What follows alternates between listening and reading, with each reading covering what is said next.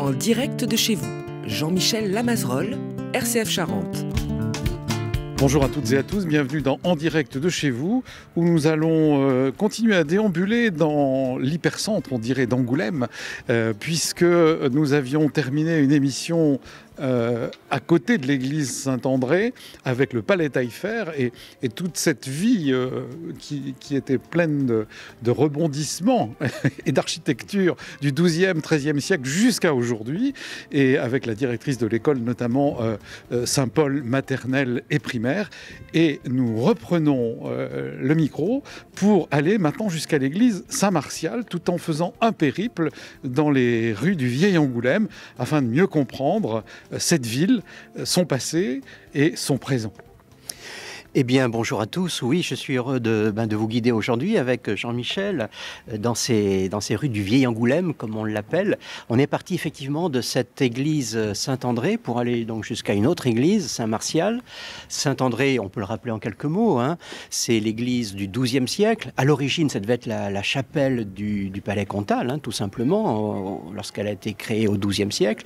Et c'est devenu très vite l'église paroissiale du centre-ville d'Angoulême, et même de la ville d'Angoulême, avec les cloches de la ville, le tocsin pour la ville, etc. C'était vraiment le lieu où la bourgeoisie d'Angoulême se réunissait et venait prier. L'église donc du XIIe a ensuite été considérablement agrandie au XVe siècle.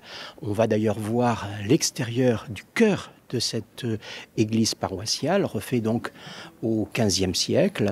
La façade, elle, comme on le sait, est plus récente. La façade de l'église est de 1820, de style néoclassique. Elle a été reconstruite par Paul Abadie père.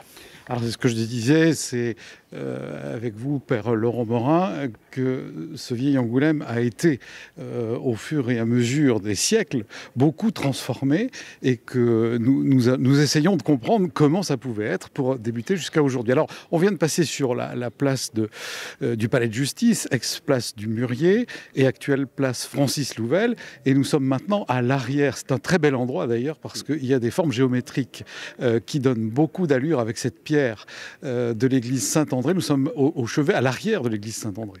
C'est ça, le chevet donc, du XVe siècle, remanié au XVIIe, hein, le clocher aussi, le clocher sur sa base médiévale a été remanié, reconstruit au XVIIe siècle, à la fin donc, du XVIIe, après les guerres de religion, après la Fronde, après les grandes épidémies de peste qui ont ravagé Angoulême et la région.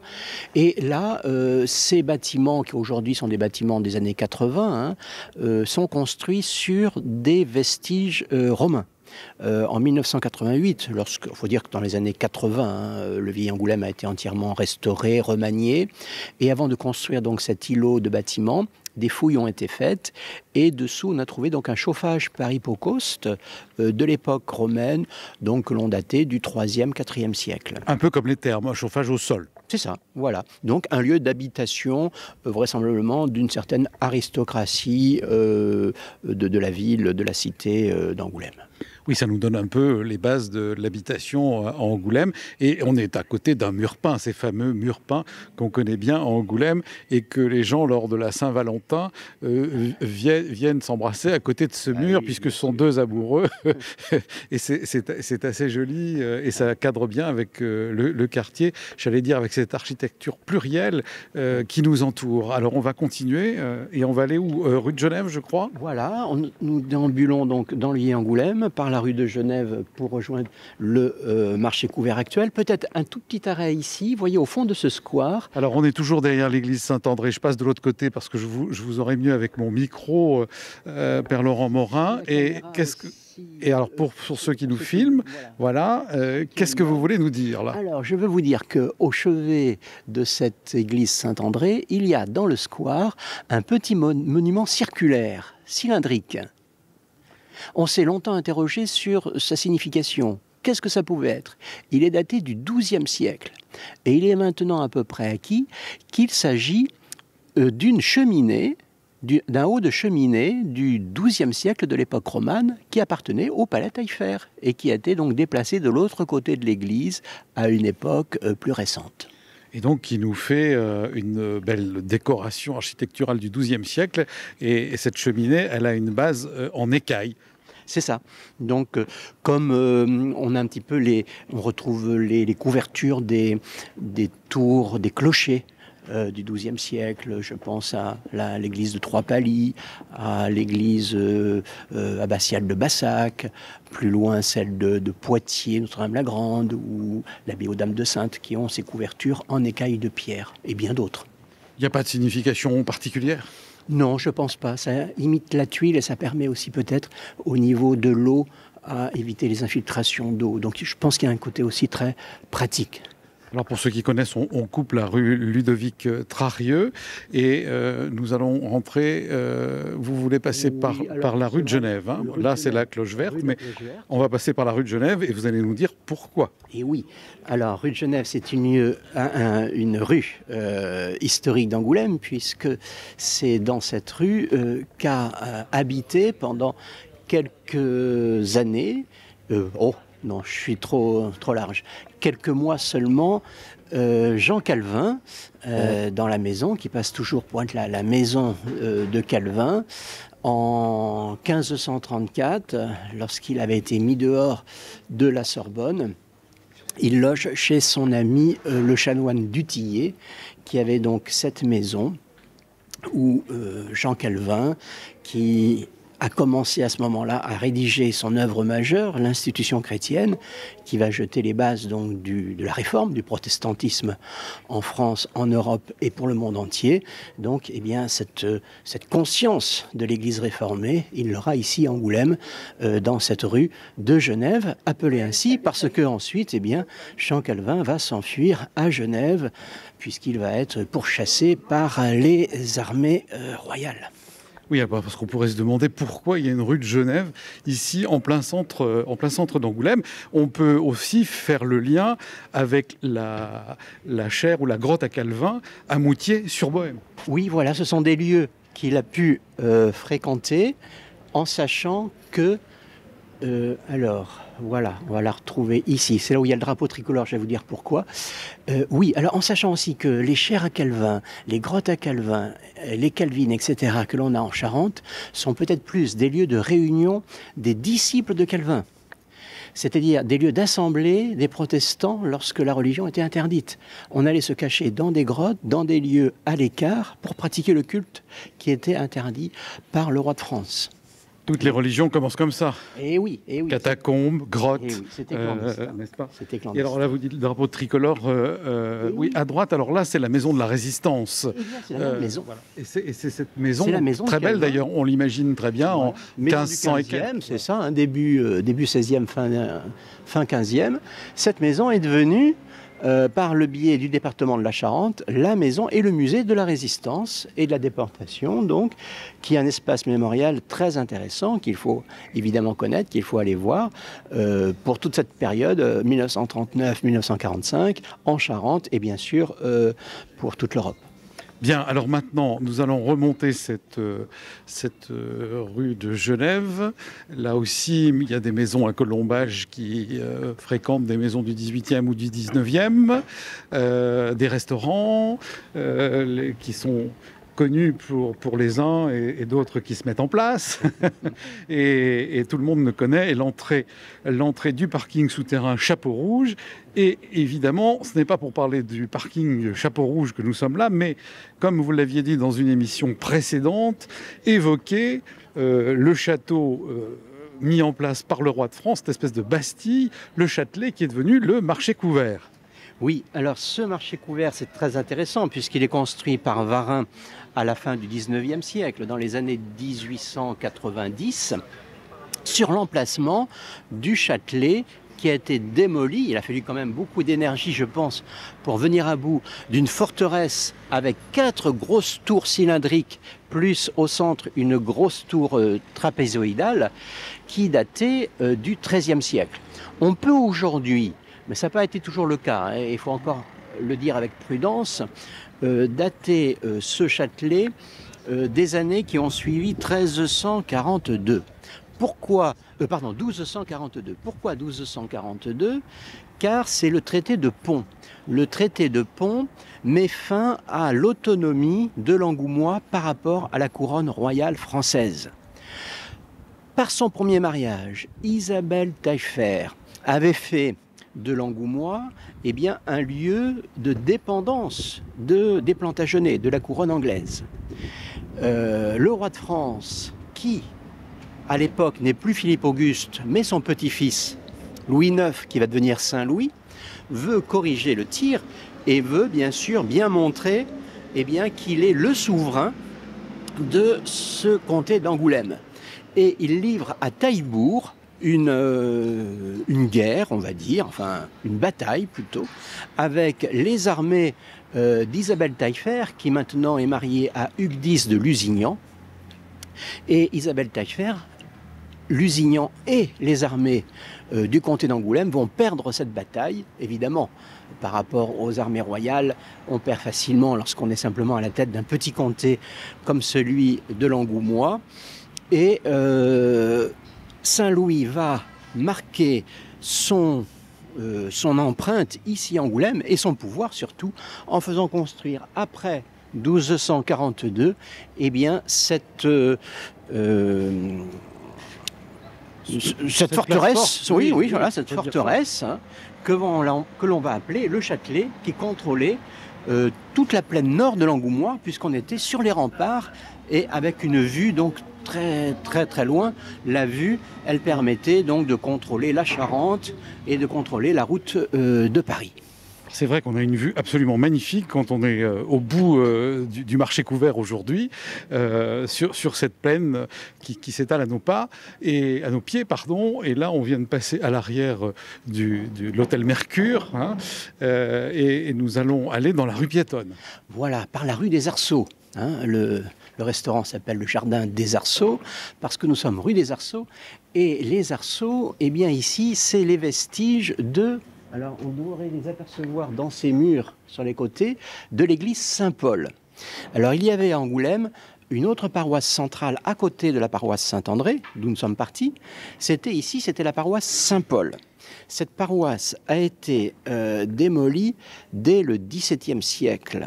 Et notamment, une maison qui collait cette église, vous devinez laquelle, c'était la maison d'un nommé François Ravaillac. Ah oui, bien sûr. Et oui, donc un régicide. Ravaillac, après avoir assassiné le bon roi Henri IV, va être plus que puni, puisque on va le martyriser, on va l'écarteler, on va bien sûr le trucider, et surtout aussi tous ses biens, toute sa maison et tout ce qu'il avait ici dans cette rue contre cette église Saint-Paul, va être brûlé, va être définitivement exterminé pour ne pas laisser le souvenir de cet homme qui avait porté la main sur le roi de France. Bien, alors on sait plus de choses et je ne savais même pas, vous voyez, qu'il y avait une église si importante jusqu'au XVIIe siècle, donc l'église Saint-Paul ici. On passe à côté dans cette rue des Arceaux et là nous débouchons dans la rue Hergé, mais qui était une des rues principales autrefois à la circulation du vieil Angoulême. Oui, alors c'était devenu, on va dire, l'artère un peu vitale et commerçante d'Angoulême à partir du début du XIXe siècle, principalement après la Révolution, lorsque on va s'installer au-delà de l'enceinte médiévale. Angoulême va rester dans son enceinte médiévale jusqu'à la fin du XVIIIe. Et à la fin du XVIIIe siècle, on va percer cette enceinte. Donc nous sommes au pied du château Comtal, qui va devenir l'hôtel de ville avec ce grand beffroi qui nous domine aujourd'hui depuis les travaux de Paul Abadie fils dans les années 1860.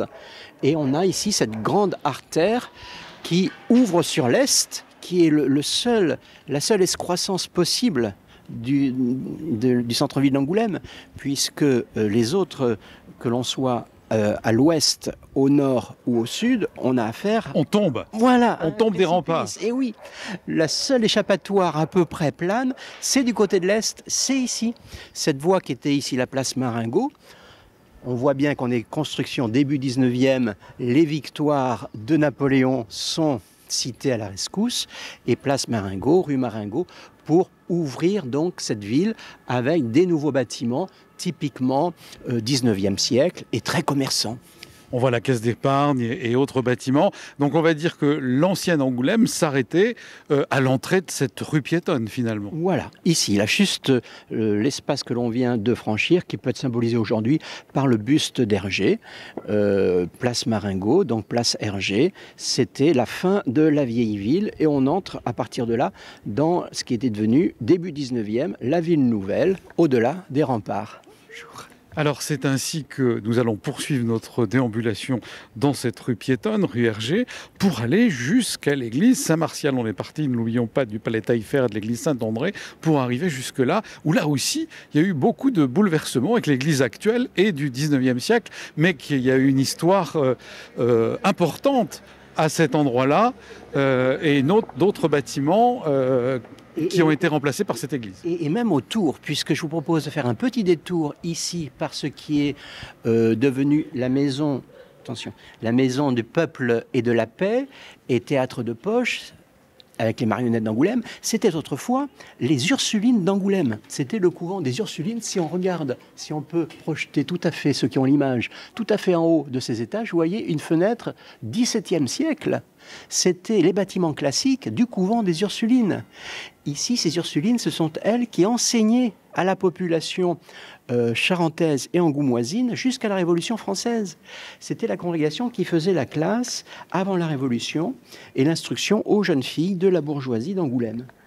D'accord. Alors, on l'a vu, merci, dans l'émission précédente, combien les congrégations ont eu de travail pour donner l'école aux Charentais et aux Charentaises. Et alors là, on se trouve, quand on a passé le théâtre de poche, à l'arrière ou dans une cour intérieure, avec un magnifique bâtiment dont je vois des insignes religieux et la place d'une statue. Vous allez nous dire ce que c'est.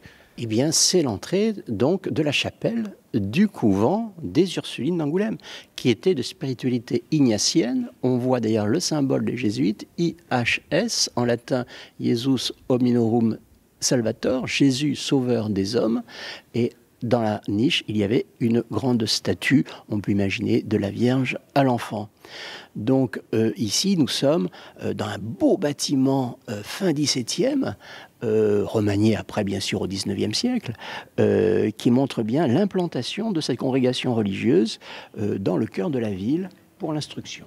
Qui est devenu aujourd'hui le CCAS Angoulême, en plein cœur de ville. Avec le don et le legs du docteur Jean Fougerat, au début du XXe siècle, dans les années 1930, ce don dans les années 1930 a été une manne considérable pour les actions sociales de la ville d'Angoulême.